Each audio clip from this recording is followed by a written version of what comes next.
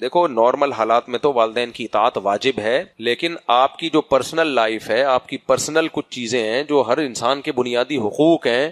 اب مثال کے طور پر آپ کا پراٹھا کھانے کا دل چاہ رہا ہے، ابا نے بندوق رکھی ہوئی ہے کہ تو پراٹھا نہیں کھائے گا، تو ڈبل روٹی کھائے گا، تو یہ اطاعت نہیں ہے، یہ ابا کی ضد ہے. اطاعت تو یہ ہوتی ہے ابا کہہ رہے ہیں بیٹا مجھے پانی لا دو، میں آپ جاؤ پانی پلاؤ ابا کو. ابا کہتے ہیں یہ گیس کا بل آیا ہوا ہے، پیسے بھی میں دے رہا ہوں، جا کے جمع کرا دو، تو آپ جا کے جمع کراؤ بھائی آپ اس کو. ابا کہہ رہے ہیں میرے پاؤں دبا دو، مجھے تکلیف ہو رہی ہے، پاؤں دبانے سے مجھے ذرا خوشی ملتی ہے، آپ پاؤں دبائیں. ابا کہہ رہے ہیں بیٹا میں گھر میں اکیلا ہو گیا ہوں، تنہائی محسوس کر رہا ہوں، کبھی میرے پاس بھی آگے بیٹھ جائے گا تو بیٹھ جائے گا. لیکن ابا کہہ رہے ہیں ڈبل روٹی کھائے گا، پراٹھا نہیں کھائے گا. تو یہ ایک مسئلہ، یہ کوئی پھر مینوفیکچرنگ فالٹ کہتے ہیں اس کو، یہ کچھ اور مسئلہ ہے. تو اسی طرح آپ کو ایک لڑکی بالکل زہر لگ رہی ہے، دل ہی مائل نہیں ہو، آپ کو وہ جمشید لگ رہی ہے، ابا کہہ رہے ہیں تو یہاں شادی کرے گا. آپ ابا کو کہو ابا میرا بالکل اس کے لیے فیلنگ ہی نہیں ہے، بعض ایسے ہوتی ہیں فیلنگ ہی نہیں ہوتی ہے آدمی، نہیں یہیں کرے گا. تو بھائی آپ نے اس کے ساتھ جو بھی رہنا ہے نا، جو بھی آگے کاروائی ہوگی وہ آپ کی فیلنگ پر ہوگی، وہ ابا کی فیلنگ پہ تھوڑی ہوگی. اب یہاں اسلام یہی کہتا ہے بھائی اولاد پہ، بیٹی پہ بھی زبردستی نہیں کر سکتے آپ، بیٹی پہ بھی زبردستی نہیں کر سکتے. بیٹا تو وہ تو ویسے بھی لڑکا ہے، لیکن باپ یہاں بھی اس بیٹی پہ زبردستی کر رہا ہوتا ہے. مولانا عبد الغنی پھول پھوری رحمت اللہ علیہ میرے شیخ کے شیخ تھے. میرے شیخ مفتی رشید احمد صاحب کے شیخ کون تھے؟ مولانا عبد الغنی پھول پھوری رحمت اللہ علیہ. بہت اللہ والے بزرگ تھے، بہت ذکر کیا کرتے تھے. تو سندھ میں ان کا کوئی مرید تھے، کوئی سندھ سے تعلق تھا ان کا، وہ آئے اور کہنے لگے میں اپنی بیٹی کی شادی آپ سے کرنا چاہتا ہوں. تو حضرت نے فرمایا میں تو 70 سال کا ہو گیا، آپ اپنی بیٹی کی شادی مجھ سے کر رہے ہیں، اس کی عمر کتنی ہے؟ انہوں نے کہا 16 سال کی عمر ہے. تو حضرت نے فرمایا بہت زیادہ فرق ہے ایج میں 70 سال کا، اس کی عمر 16 سال کی، تو آپ کیوں کر رہے ہیں؟ اس نے کہا حضرت مجھے آپ سے بہت زیادہ عقیدت ہے، محبت ہے، آپ میرے پیر ہو، میں اس لیے کر رہا ہوں. اب دیکھو کوئی شہوت پرست ہوتا نا، وہ جو جاہل پیر ہوتا وہ فوراً کیا کہتا؟ لیا. جاہل پیر یہی کرے گا نا، کوئی بات نہیں، جب تیری بیٹی کی شادی اتنے بڑے بزرگ میرے جیسے حضرت جی سے ہوگی تو آخرت میں تو میں تیری بھی سفارش کروں گا اور تیری بیٹی میری زوجہ کہلائے گی، آگے جو نسل اتنی مبارک نسل، یہ سارے فضائل سناتا نا اس کو. اور پھر مثال دیتا نبی صلی اللہ علیہ وسلم کا نکاح بھی تو سیدہ عائشہ سے ہوا تھا، ان کی عمر 9 سال اور نبی کی عمر 50 سال، یہ تو بالکل جائز ہے. اور بہت پھر دلائل تو پھر ہوتے ہیں نا، جب مذہبی آدمی کسی کو بگاڑنے پر آتا ہے نا تو پھر وہ قرآن حدیث کے لیبل لگا کے کرتا ہے، پھر وہ بہت ہوتے ہیں دلائل. لیکن وہ اللہ والے آدمی تھے، حالانکہ تھے جوان صحت مند تھے. آپ یہ نہ سمجھے کہ 70 سال میں ان کو نکاح کی حاجت ہی ختم ہو، اتنی ان کی صرف پہلوانی کے واقعات میں آپ کو سناؤں تو ہوش اڑ جائیں، اتنے صحت مند تھے وہ. تو جب اس نے یہ کہا نا کہ مجھے آپ سے محبت ہے، عقیدت ہے، اس لیے، تو انہوں نے فرمایا تمہیں ہے نا، تمہاری بیٹی کو بھی ہے، اس سے بھی پوچھا ہے؟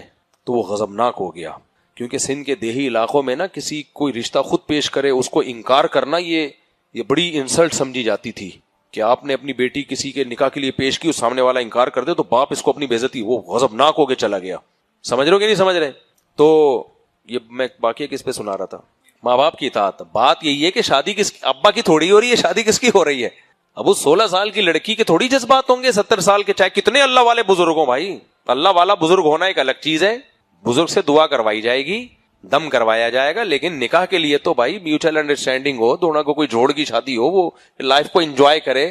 بزرگ کے ساتھ کہاں انجوائے کرے گی وہ لائف کو؟ تو یہ صحابہ سے بھی ہمیں ملتا ہے. دیکھو حضرت عمر کا مقام زیادہ ہے حضرت طلحہ رضی اللہ تعالیٰ عنہ سے، جو عشرہ مبشرہ میں سے تھے. یقیناً حضرت عمر کا مقام حضرت طلحہ سے زیادہ ہے یا نہیں؟ حضرت ام کلثوم کا نکاح کا پیغام حضرت عمر نے بھیجا اور حضرت طلحہ نے بھی بھیجا، مقام حضرت عمر کا زیادہ تھا. لیکن حضرت ام کلثوم نے حضرت عمر کا رشتہ یہ کہہ کے ریجیکٹ کر دیا کہ ان پر اللہ کے خوف کا اتنا زیادہ غلبہ ہے کہ ان کے چہرے پہ مسکراہٹ، اب بھی مجھے پورے حدیث کے الفاظ یاد نہیں، اپنے الفاظ میں ان کا مفہوم بیان کر رہا ہوں کہ ان پر تو اللہ کے خوف کا اتنا غلبہ ہے کہ ان کے چہرے پر تو مسکراہٹ ہوتی نہیں، ہر وقت روتے رہتے ہیں.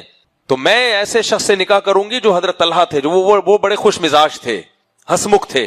تو حضرت عمر نے تو نہیں کہا کہ میری انسلٹ ہو گئی ہے، میں امیر المومنین ہوں. کسی نے ان کو کہا کہ آپ امیر المومنین کے رشتے کا انکار کر رہی ہو، مسلمانوں کے خلیفہ ہیں. تو انہوں نے کہا امیر المومنین ہیں، خلیفہ ہیں، لیکن ہر وقت اللہ کے خوف سے ہی ڈرے رہتے ہیں، ہے نا.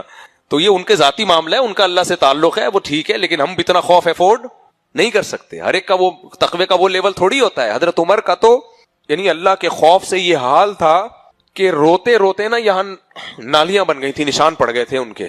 اتنا زیادہ رویا کرتے تھے نا حضرت عمر کہ ان کے جو راوی کہتے ہیں ان کے یہاں کیا تھے، نشان پڑ گئے تھے. اور فجر کی نماز میں بعض دفعہ قرآن کی تلاوت کرتے اتنا روتے تھے، اتنا اللہ کا خوف کا غلبہ ہوتا تھا کہ راوی حدیث کے بیان کرتے گر جایا کرتے تھے، نماز پڑھاتے پڑھاتے اٹھا کے لے جاتے تھے لوگ ان کو. تو میرے بھائی یہ تو ان کا ذاتی مسئلہ ہے نا، لیکن یہ تو فضیلت ہے آخرت کے لحاظ سے، لیکن بیوی کیسے گزارا کرے گی بھائی؟ کیا خیال ہے؟ اور پھر تقوی اتنا تھا کہ گھر میں راشن اتنا تھوڑا راشن، خود بھی غربت میں، گھر والوں کو بھی غربت میں. تو ہر شخص ہر لحاظ سے کسی خاص شخص کے لیے پرفیکٹ نہیں ہوتا. تو حضرت ام کلثوم نے انکار کر دیا، بولا بھائی اللہ کا اتنا خوف کا ان پر غلبہ ہے. دوسرے جو حضرت طلحہ تھے وہ بھی صحابی تھے، لیکن وہ کیا تھے؟ وہ خوش مزاج، یعنی ان پہ اتنا خوف کا غلبہ نہیں تھا. خوش مزاج تو حضرت عمر بھی تھے، لیکن ان پہ اتنا خوف کا غلبہ نہیں تھا. انہوں نے کہا ان کے نکاح کو ترجیح دوں گی میں. تو یہ ہوتا ہے. تو اس لیے ابا اماں کی اطاعت ایسی چیزوں میں جس میں آپ کو اللہ نے کوئی بنیادی حقوق دیے، تبھی حضرات فقہا نے یہ مسئلہ بیان کیا ہے کہ آپ سفر کرنا چاہتے ہو نا اگر کہیں، تو ماں باپ آپ کو سفر سے نہیں روک سکتے، کیونکہ مردوں کے لیے سفر کرنا یہ ایک تعلیم کے لیے، تجارت کے لیے اور دنیا کو سمجھنے کے لیے یہ ان کی زندگی کا حصہ ہے. اگر ماں باپ اپنے بیٹوں کو روک دیں کہیں بھی نہیں جا سکتے، یہ بھی یہیں رہنا ہے، تو بیٹے کی زندگی تو تباہ ہو جائے گی، کچھ بھی نہیں کر سکے گا دنیا میں. یہ صدیوں پہلے فقہا نے لکھ دیا کہ اگر بچہ سفر کرنا چاہ رہا ہے تو ماں باپ اس کو سفر سے روک نہیں سکتے، الا یہ کہ سفر میں موت کا خطرہ ہو، وہ ایک الگ بات ہے. تو تجارت کا سفر، یہاں ایک ہی بیٹا ہے اور سفر کرنے سے ماں باپ کی زندگی کو کوئی رکھوالا نہیں ہے تو پھر ایک الگ بات ہے. نارملی وہ سفر سے نہیں روک سکتے. اسی میں کہتا ہوں کہ بچہ نہیں ڈاکٹر بننا چاہتا، ماں باپ گن پوائنٹ پہ ڈاکٹر بنا رہے ہیں اس کو، تو یہ بھی ناجائز ہے بھائی. جو کرنا چاہ رہا ہے اس کو پھر وہ کرنے دو. مفتی صاحب میں 18 سال کا ہوں، مجھے شادی کرنی ہے، میں نوکری کرتا ہوں، کچھ ایسا کام بتائیں کہ میں خود کاروبار کر سکوں اور جلدی شادی کر سکوں. میں کاروباری مشورے نہیں دیتا. جیسے لوگ کہتے ہیں نا مفتی صاحب کو سیاست کا کچھ نہیں پتا، سیاست میں ٹانگ نہ اڑایا کرو.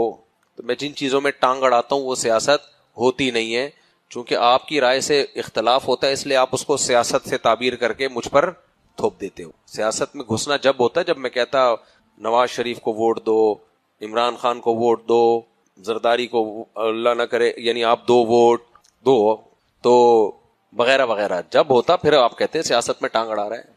اچھا جو لوگ طنز کر رہے ہوتے ہیں نا ان کو کون سا پتا ہوتا ہے؟ ان کو اتنا بھی نہیں پتا ہوتا جتنا ہمیں پتا ہوتا ہے. ہمیں تو بعض دفعہ پتا بھی ہوتا ہے پھر بھی ہم نہیں کہہ رہے ہوتے کہ ہماری پتا ہونا کافی نہیں ہے نا، فیلڈ نہیں ہے تو کیوں گھس رہے ہو اس میں؟ جب پتا ہے تو پھر بھی آپ نجی محفل میں بتا دو، پھر بیان میں نہیں کرو. بس بات یہی ہے کہ جب آپ کے مخالفت میں کوئی بات ہوگی تو اس کو کچھ بھی لیبل لگا کے رد کر دو، جب آپ کے فیور میں بات ہوگی تو بولے کہ دیکھا صحیح کہہ رہے تو مارکیٹ میں جو چیز چل رہی ہے وہ یہی چل رہی ہے، تو اس میں آپ کا قصور نہیں ہے. تو کاروبار بھی میرا ٹاپک نہیں ہے بھائی، میں کوئی کاروبار کا آدمی تھوڑی ہوں کہ میں آپ کو کاروباری مشورے دوں.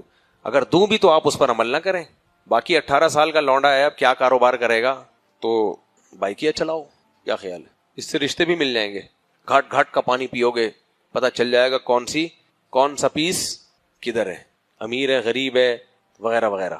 بائکیا چلاؤ، اس سے یہ بہترین رشتہ بھی اور فرشتہ بھی دونوں چیزیں ملیں. باقی عمل کر کے اگر پچھتائے تو پھر میں نے تو پہلے بتا دیا تھا بھائی کاروبار میری فیلڈ نہیں ہے. لیکن ویسے آپ بھی سوچ رہے ہوگے مشورہ بڑا ٹائٹ دیا ہے، کیا خیال ہے؟ فیلڈ نہیں ہے پھر بھی بڑا ٹائٹ مشورہ دے دیا.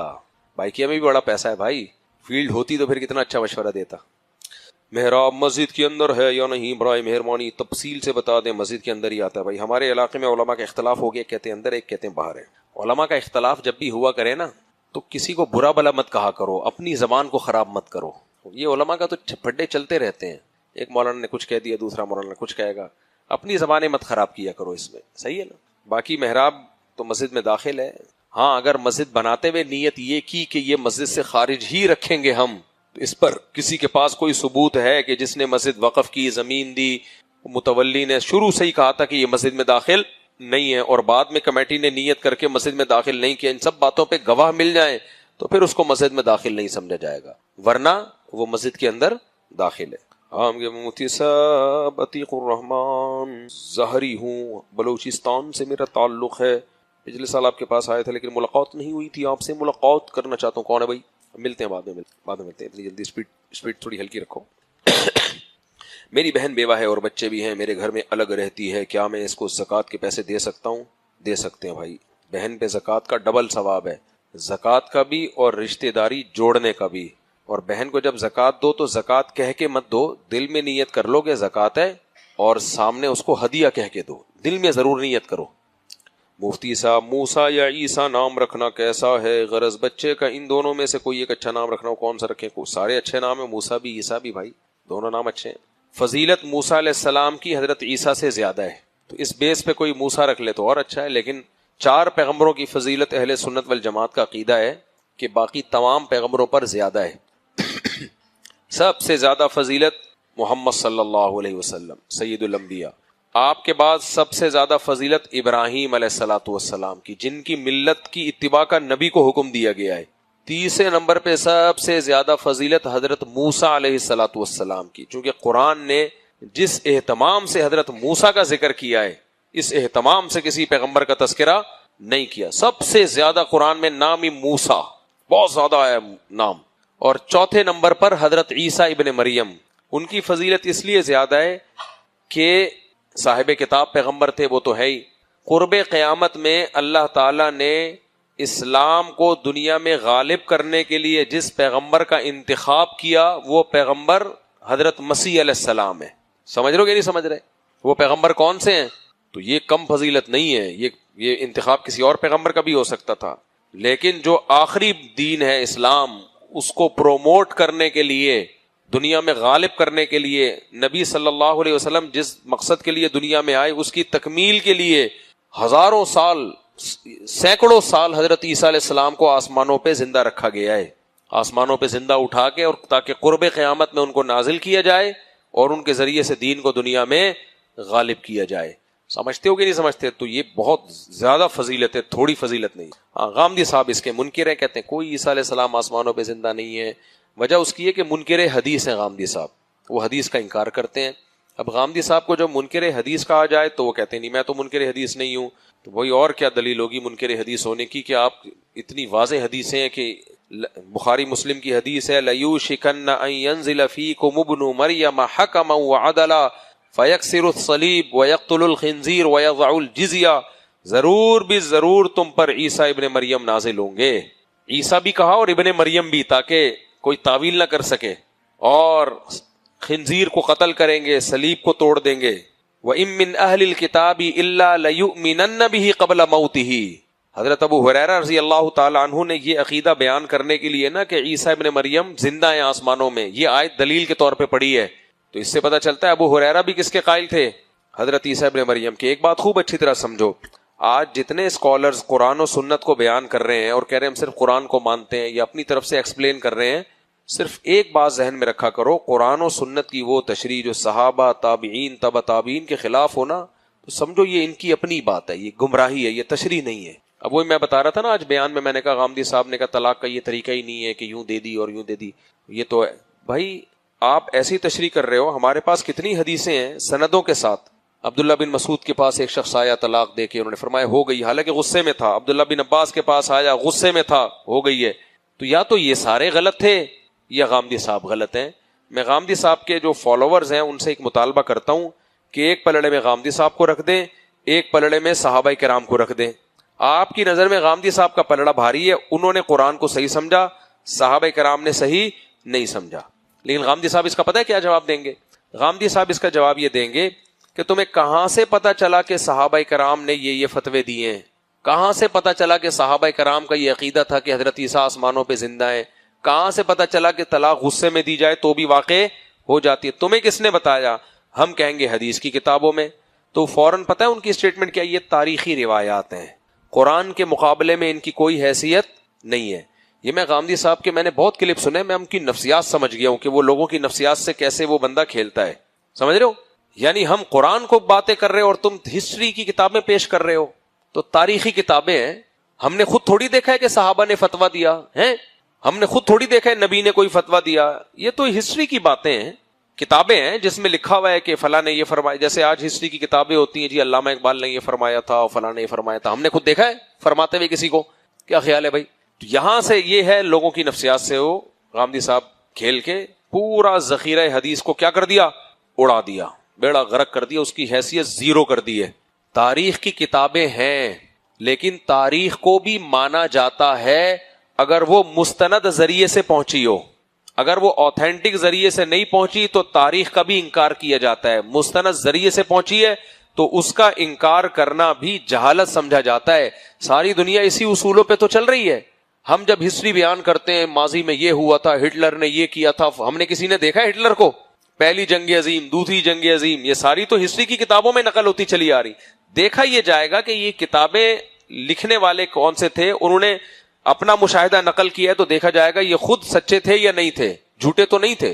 تو تاریخ کی کتابوں میں اگر لکھا ہوا ہو کہ محمد صلی اللہ علیہ وسلم نے یہ بات کا حکم دیا, یا سیدنا ابو ہریرہ یہ بات کہا کرتے تھے, اور اس کو نقل کرنے والا امام بخاری جیسا آدمی ہو, اس کو نقل کرنے والے امام بخاری کے استاذ عبد الرزاق جیسے محدث ہوں, ابن ابی شیبہ جیسے محدث ہوں, ابو داؤد جیسے وقت کے محدث, جن کے نام کو لوگ چومتے ہیں عزت اور احترام سے, اتنی ان کی سوسائٹی میں عزت, اور وہ نقل کر رہے ہوں اپنے شیخ سے, جس کے بارے میں اسماء الرجال کی کتابیں بھری ہوئی ہوں کہ یہ ان کا تبصرہ ان کے بارے میں کہ یہ ثقہ تھے, قابل اعتماد تھے, ان کی تعریفوں سے کتابیں بھری ہوئی ہوں, اور وہ نقل کر رہے ہوں اپنے استاذ تھے. ان استاذ کا نام بھی ہمیں پتا ہو, ان کے باپ کا نام بھی ہمیں پتا ہو, ان کی کنیت بھی ہمیں پتا ہو, ان کے بارے میں ان کے علاقے کے لوگوں کے تبصرے بھی ہمیں پتا ہو.